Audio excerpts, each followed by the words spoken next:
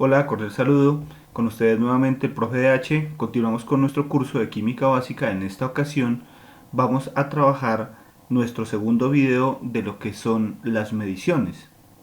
Recuerden que este es un curso de química básica para estudiantes de secundaria, media y para los cursos introductorios a la química universitaria. Muy bien. En el video anterior habíamos visto el tema de sistemas métricos y habíamos hablado de los diferentes tipos de mediciones que se pueden realizar para apoyar los experimentos que se hacen en el método científico o para hacer cualquier otra actividad que requiera de dichas mediciones. En esta ocasión vamos a coger todas las mediciones de las cuales hablamos en aquel video anterior y lo que vamos a hacer es comenzar a hacer conversiones entre una unidad y otra. Por ejemplo, podemos hacer conversiones entre una unidad de longitud que se encuentra en kilómetros y la podemos llevar a centímetros, que es una unidad que es significativamente más pequeña. Podemos, por ejemplo, tomar la unidad de días que corresponde a tiempo y la podemos convertir en segundos.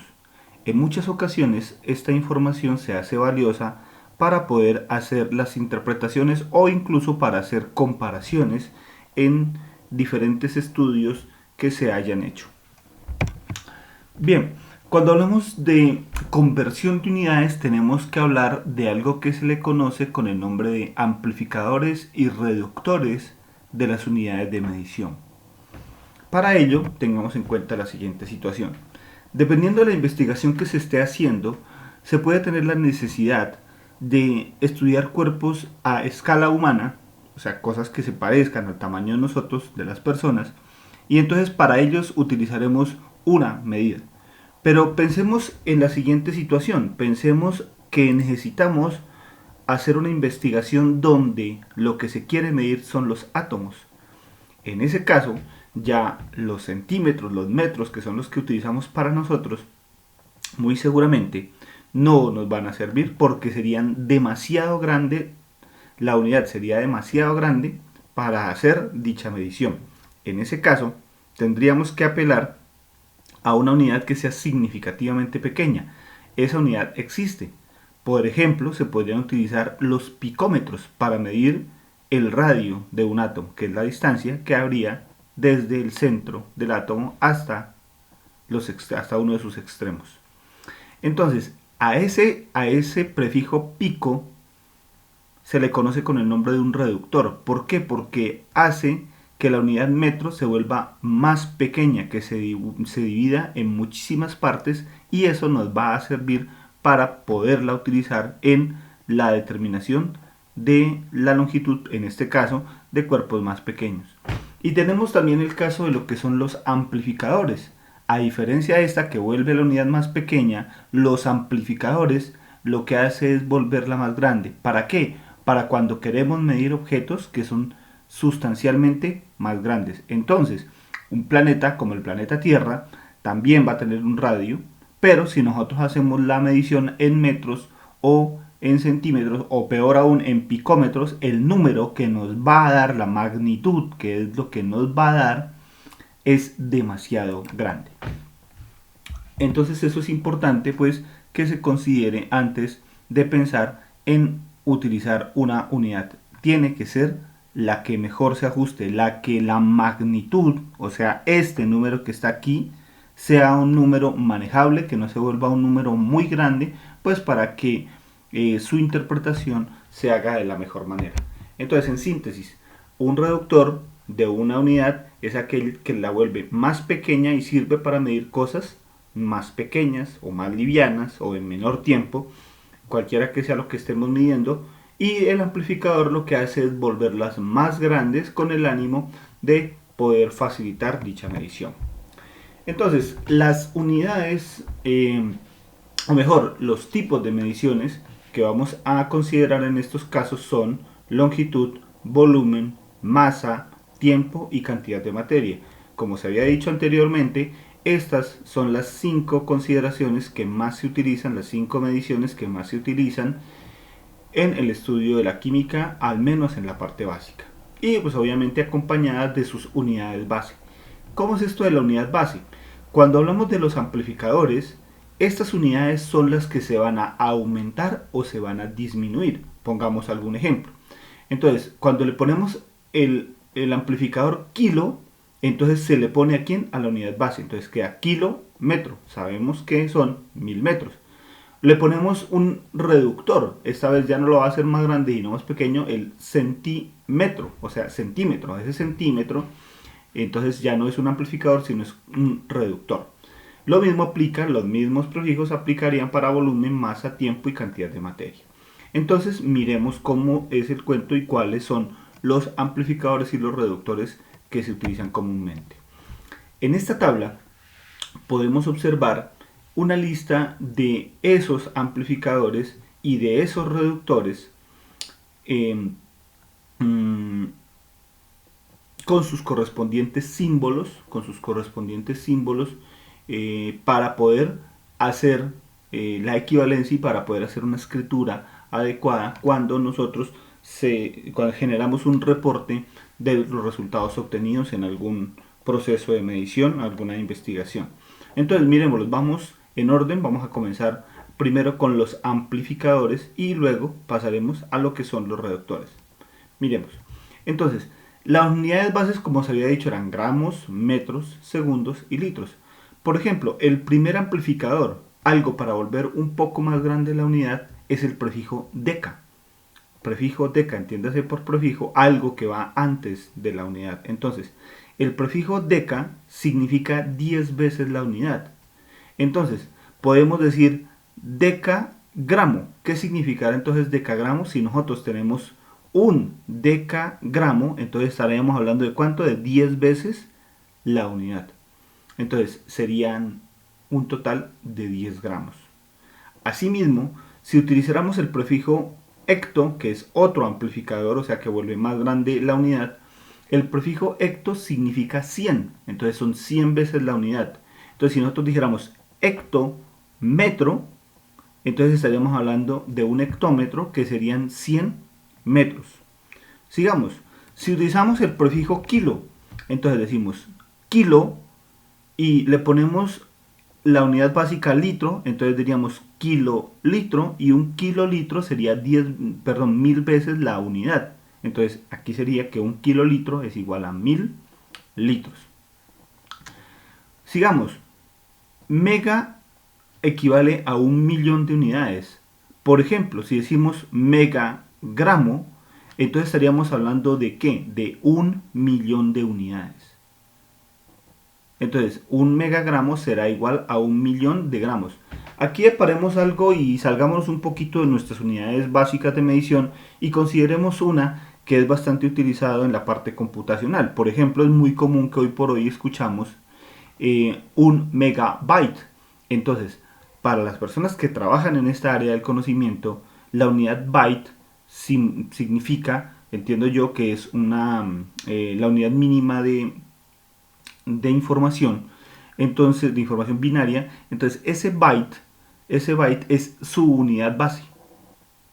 Cuando le colocan el prefijo mega, pues significa lo mismo que para nosotros, significa 1.000.000 de unidades. Entonces un megabyte es 1.000.000 de bytes. Otro que también es común en la parte computacional, giga, entonces decimos gigabyte.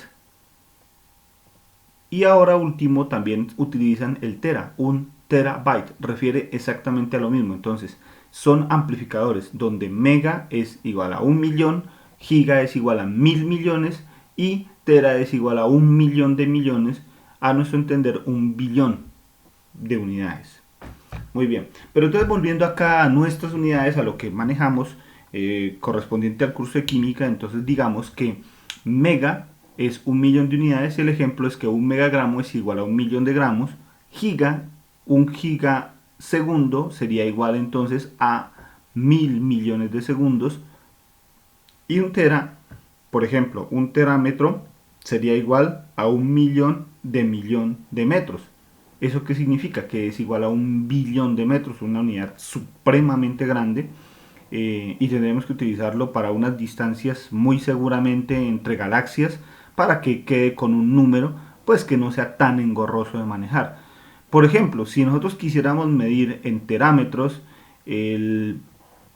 por ejemplo, el tamaño, el diámetro o el radio de un balón de fútbol, pues nos quedará una medición de 0,0000 y un montón de ceros más, pues lo cual nos diría que esta unidad definitivamente no es la más adecuada para hacer dicha medición. Entonces, allí hemos visto lo que corresponde a las unidades bases.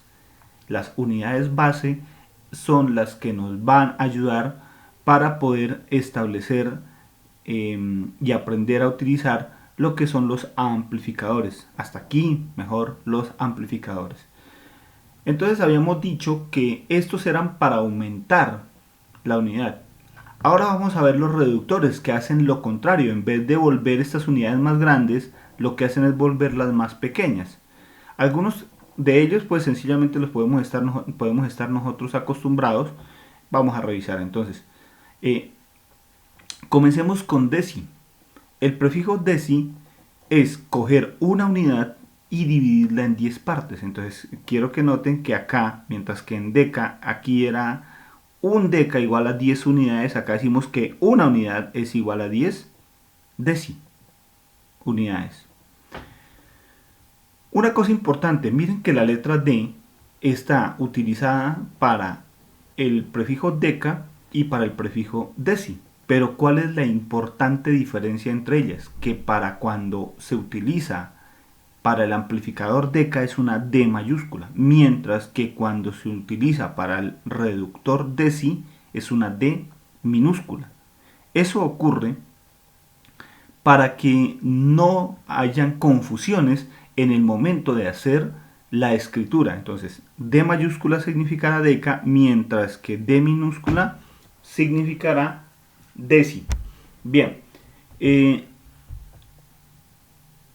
continuamos entonces con lo que son los reductores. Miremos ahora el prefijo centi. Tal vez una de las unidades de longitud más utilizadas por nosotros son los centímetros. Entonces, ¿qué significa un centímetro? Es coger la unidad base, en este caso el metro, y lo que vamos a hacer es dividirlo en 100 partes. Entonces decimos que 100 centi es igual a unidad. Entonces 100 centímetros es igual a una unidad. Cuando queremos hacer la conversión entre las unidades es importante que nos sepamos esto para poder coger el amplificador que nos están pidiendo y hacer la transformación pues con el método que se le explicará en unos minutos. El prefijo mili significa coger la unidad y dividirla en 1000 partes. Un ejemplo, un metro es igual a 1000 milímetros. El prefijo micro significa coger una unidad y dividirla en 1.000.000 de partes. Entonces, un metro tiene 1.000.000 de micrómetros. El prefijo nano significa 1000 millones. Se simboliza con la letra N minúscula y es un millón. Mejor, 1000 millones de nanos es igual a una unidad. Y para los intereses de este curso, la última es pico, el símbolo de la letra P, y decimos que una unidad es 1.000.000 de millones de pico. El ejemplo sería que 1.000.000 de millones de picómetros o 1.000.000.000 de picómetros, que es lo mismo, sería igual a un metro. Entonces, como se pueden dar cuenta, existen varios amplificadores y existen varios reductores. Hay otros, hay unos más grandes, hay otros más pequeños, pero no los quisimos pues tener en cuenta debido a que en términos generales aquí se encuentran los que se utilizan regularmente en el estudio de la química. De esta manera entonces avanzamos. Aquí está la parte de los amplificadores ya un poco más grande para si en algún caso se necesita su escritura. Aquí está la parte de los reductores bajo el mismo concepto. Y entonces ahora sí comencemos a ver unas equivalencias con otros sistemas de medición. Estas equivalencias se las había presentado ya en el video anterior, pero pues vamos a mirarlas porque las necesitaremos para poder hacer algunos ejercicios que están en este mismo video. Entonces habíamos dicho en aquella ocasión que una pulgada es igual a 2,54 centímetros, que un pie es igual a 30,48, una yarda 0,9144, una yarda es igual a 36 pies y una milla es igual a 1,609 kilómetros. Todas estas unidades de longitud y todas las que están listadas aquí no son del sistema internacional, sino que pertenecen al sistema inglés que todavía se está utilizando. De esa misma manera, por acá está tonelada, onzas, libras, arrobas, unidades de volumen y unidades de tiempo, pues que también son de relevancia. Entonces avanzamos. ¿Para qué se necesita hacer una conversión entre unidades? Para que nosotros podamos volver esa medición que estamos encontrando en alguna parte, la podamos volver en algo que nosotros sí podamos reconocer como tal. Les pongo un ejemplo. Cuando compramos una caja de clavos o de puntillas, como esta que tenemos en la imagen, en esas cajas regularmente aparece la longitud de estos clavos, aparecen en pulgadas. Dicen los clavos de 1 pulgada, de 2 pulgadas, pero ¿cuánto realmente es como este caso? 1.5 inch, 1.5 pulgadas. ¿Cuánto es para nosotros que estamos acostumbrados a medir en centímetros? ¿Cuánto es 1.5 pulgadas? Entonces la conversión de unidades nos ayuda a hacer estas transformaciones siguiendo un método que es relativamente simple.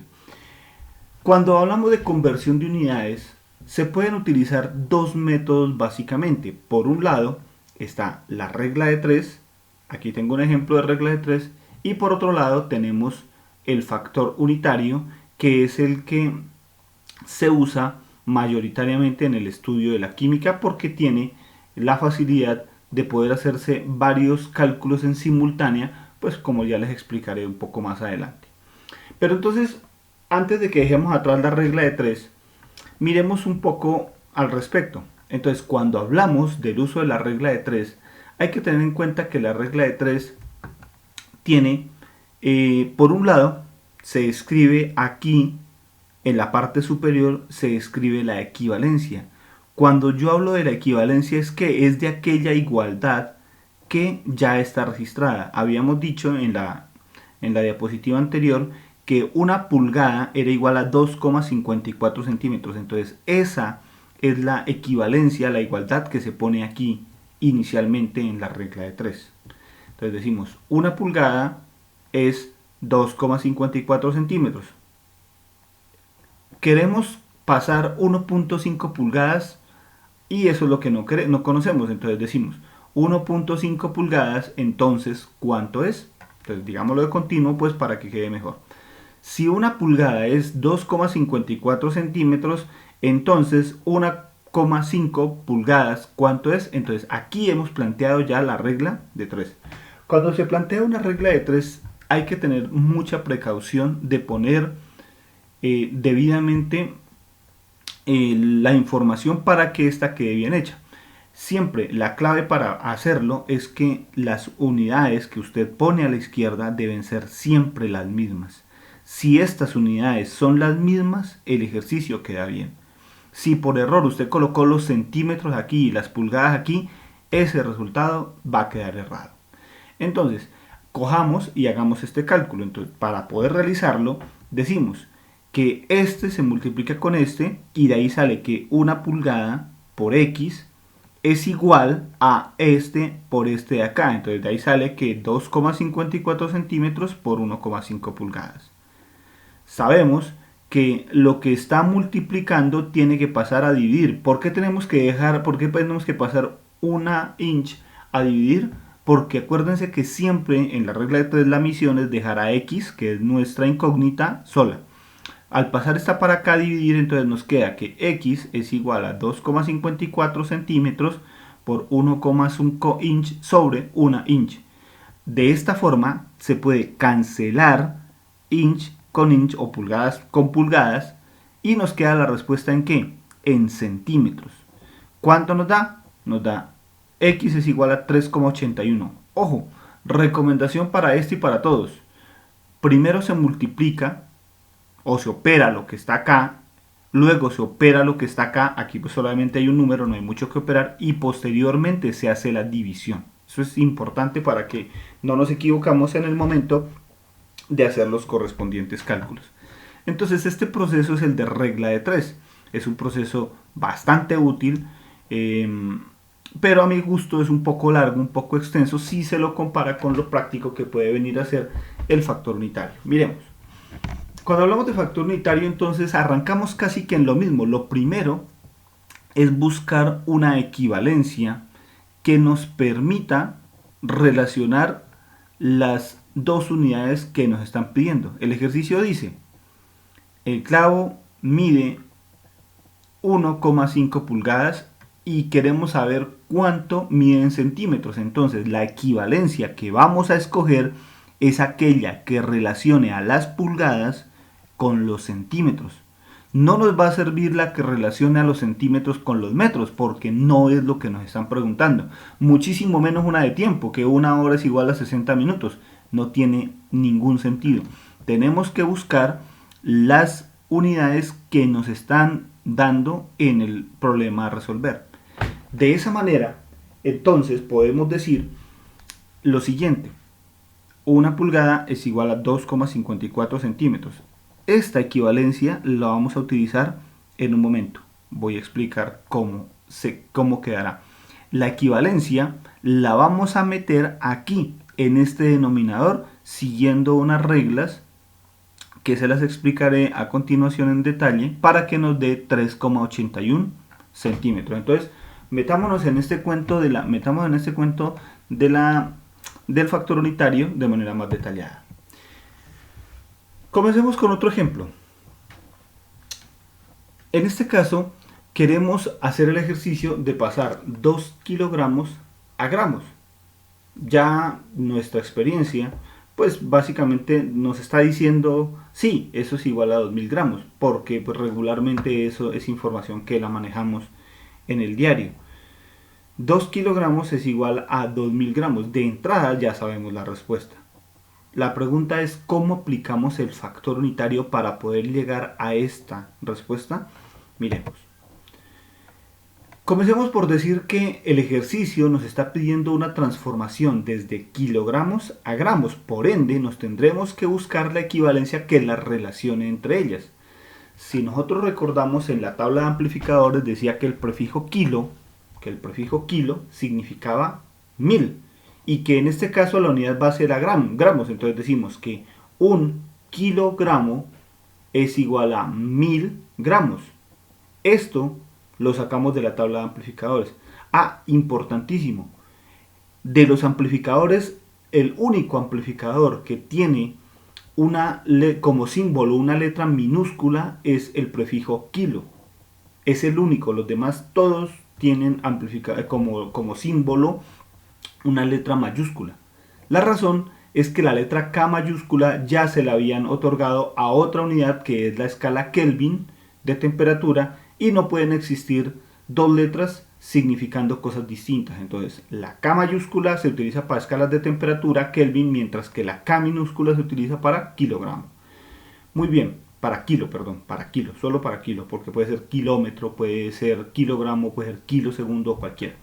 Volviendo acá, entonces decimos que si nosotros queremos pasar 2 kilogramos a gramos, lo que tenemos que hacer es buscar algo que relacione a estas dos unidades, y habíamos dicho que 1 kilogramo es igual a 1000 gramos. ¿Cómo se procede entonces para hacer la conversión? Cuando utilicemos el método de factor unitario, lo que haremos es este procedimiento, que es bastante simple. Busque la información que le da el problema para transformar. ¿Qué dice el problema? Convierta 2 kilogramos a gramos. Entonces, esa información, ese 2 kilogramos, para este caso, póngalo aquí, coloque un por y coloque una línea de división. Siempre proceda de esa manera para hacerlo. Entonces, les recuerdo, primero, coloque aquí el valor que da el problema, un por y una línea de dividido. ¿Qué sigue? Con la igualdad que escogió para resolver el problema, que decíamos que era 1 kilogramo igual a 1000 gramos, esa igualdad la va a repartir una parte en el numerador y otra parte en el denominador. Pero para que quede de buena manera, tiene que cerciorarse que siempre la que quede en el denominador debe cancelarse con la que se le dio en el problema, para que le queden las unidades que deben ser, que deben estar como respuesta. Entonces, en el caso de acá, dejamos el 1000 gramos arriba y colocamos el 1 kilogramo en la parte de abajo. Con eso garantizamos que este con este de acá se cancela y nos queda la respuesta en gramos, que es como nos lo está pidiendo el ejercicio. Digo yo que esta es una forma que tiene el método para controlar si lo que estamos haciendo está bien hecho o no está bien hecho. Vamos a suponer que por error se puso el 1000 gramos acá y el kilogramos arriba, entonces se notará que este no se puede cancelar con gramos y nos está diciendo ese ejercicio se está haciendo mal. Entonces a mí me parece que es una de las contribuciones importantes que hace el método de factor unitario, que al poder evidenciar si podemos hacer la cancelación, estamos viendo de una vez que las cosas se están haciendo de buena o de mala manera. Listo, y entonces ahora sí, al haber hecho la cancelación, entonces nos queda la respuesta, pues que claramente habíamos dicho que era la que íbamos a obtener, que 2 kilogramos era igual a 2000 gramos. Entonces, como se pueden dar cuenta, el método de factor unitario es bastante simple, es bastante fácil de aplicar, y tiene un seguro pues para evitarse los errores y podamos hacer nuestro trabajo de la mejor manera posible. Miremos otro ejemplo. Este de pronto ya no todo el mundo dice de una da tanto. Convertir 180 minutos a horas. Entonces por allá en la tabla de equivalencias habíamos visto que una hora es igual a 60 minutos. La misma historia, cogemos el dato que da el problema. ¿Cuánto? 180 minutos. Lo ponemos aquí, 180 minutos. Y decimos que esta equivalencia hay que ponerla aquí. ¿Quién arriba, quién abajo? Una hora la ponemos arriba y 60 minutos abajo. ¿Por qué 60 minutos va abajo? Para que cancele minutos con minutos. Entonces cancela esto. 180 por 1 dividido 60 nos da 3 horas. Listo. Ahí tenemos el segundo ejemplo. Otro. En este caso, lo que se quiere hacer es un ejercicio, pero es un ejercicio cuya respuesta definitivamente no la sabemos. ¿Qué nos están pidiendo? Convertir 630.720 minutos a años. Entonces miren que la unidad minutos no es como la más adecuada porque este número está muy grandote. Entonces vamos a colocarla en una unidad más adecuada por medio de la conversión con factor unitario. Pero aquí hay que tener cuidado con algo. No hay, al menos no se dio ninguna conversión, ninguna equivalencia, mejor, para pasar directamente de minutos a años. Pero sí existía una de pasar minutos a horas, horas a días y días a años. Entonces, como se pueden dar cuenta, son varios procedimientos. Entonces esto no lo vamos a poder hacer de una sola, como los dos ejemplos anteriores, sino que tendremos que ir haciendo transformaciones en pasos y poder llegar a donde necesitamos. Lo primero, queremos pasar estos minutos a horas, entonces comencemos por ahí. Colocamos el dato que da el problema y decimos que una hora son 60 minutos. Entonces con esto cancelamos aquí, cancelamos acá y llegamos a que 630.720 minutos es igual a 10.512 horas. Por ahí hemos utilizado la primera equivalencia de las tres que tenemos aquí. Ahora nuestro siguiente paso es pasar de horas a días. ¿Qué hacemos para eso? Cogemos la respuesta del ejercicio anterior. Ya no vamos a arrancar con el 630.720 minutos, no, arrancamos con la información que obtuvimos de ese primer paso. Entonces decimos 10.512 horas por un día que tiene 24 horas, 24 o mejor horas con horas cancelan y nos quedan 438 días. Miren que ya hemos hecho dos pasos y ya nos vamos aproximando. Vamos en días, tenemos que llegar a años. Nuevamente, con el resultado obtenido de 438 días, ahora sí, pasémoslo a años. Cogemos nuestra tercera equivalencia, en este caso que pase de días a años, y decimos que 438 días por un año, que tiene 365 días, es igual a 1,2 años. Entonces miremos que este poco de minutos corresponden a algo un poco más de un año. Entonces, ¿cómo queda? 630.720 minutos son el equivalente a 1.2 años. De esa manera hemos hecho un ejercicio por partes. Aquí se ve la importancia de lo que es el método del factor unitario. Como se pueden dar cuenta, si hubiésemos tenido que montar esto con 3 reglas de 3, ya hubiese sido bastante largo. Si lo hacemos acá, pues los resultados van saliendo de forma más ágil y hay un método que aún lo vuelve más ágil y lo vamos a considerar a continuación. En vez de ponernos a hacer cálculo por cálculo en el ejercicio anterior, primero lo hicimos hasta aquí, sacamos un resultado, cogimos el resultado y lo hicimos hasta aquí, volvimos a sacar el resultado y hicimos esta última parte y pasamos a la respuesta. Pero el método de factor unitario se puede evitar toda esa cantidad de cálculos intermedios y se puede hacer de una sola forma. ¿Qué es lo que se hace? Vamos a meter en simultáneo, vamos a meter todas las equivalencias en una sola línea. ¿Cómo es esto? Cogemos el dato que da el problema, colocamos un por y una línea de dividido. Metemos nuestra primera equivalencia, decía 60 minutos igual a una hora, 60 minutos igual a una hora. Para verificar que esté bien, este debe cancelar con este. Pero en vez de coger y hacer el cálculo aquí, no. Cogemos otro por y otra línea de dividido. Y continuamos. 24 horas es igual a un día. Este con este cancelan. Y ahora entonces nuestra respuesta hasta aquí va en ¿qué? Va en días. Pero no nos quedamos ahí porque debemos seguir hasta años. Otra vez por y una línea de dividido. Colocamos la tercera equivalencia. Un año son 365 días. Este con este de acá cancelan y de esa manera lo que hemos hecho es encontrar nuestra respuesta, que es 1,2 años, pero en esta ocasión hemos utilizado solamente una línea de escritura y no hicimos una cantidad de cálculos como hubiese tocado hacer en regla de 3 o también extendernos un tanto con el uso de lo que es el factor unitario por partes. Aquí lo hemos hecho de un solo de un solo intento, en una sola línea de escritura, y hemos podido llegar debidamente al resultado. Pues como se pueden dar cuenta, el método de factor unitario deja bastantes ventajas. Bien, y con eso hemos conversado acerca del tema de hoy. Agradecerles nuevamente su tiempo para hacer este curso en este medio virtual. Pedirles por favor que nos sigan acompañando, ya que se están elaborando videos de manera permanente en lo correspondiente al curso de química básica, y para nuestra próxima entrega lo que se hará es tratar la parte 3 de mediciones, pero esta vez lo que se va a hacer es lo correspondiente a lo que atañe a manejo de números. Más concretamente se hablará de lo que son las aproximaciones, lo que son la notación científica, que son formas en cómo se escribe la información numérica, la magnitud, de forma adecuada. Bien, me queda desearles un feliz resto de día y gracias por acompañarnos.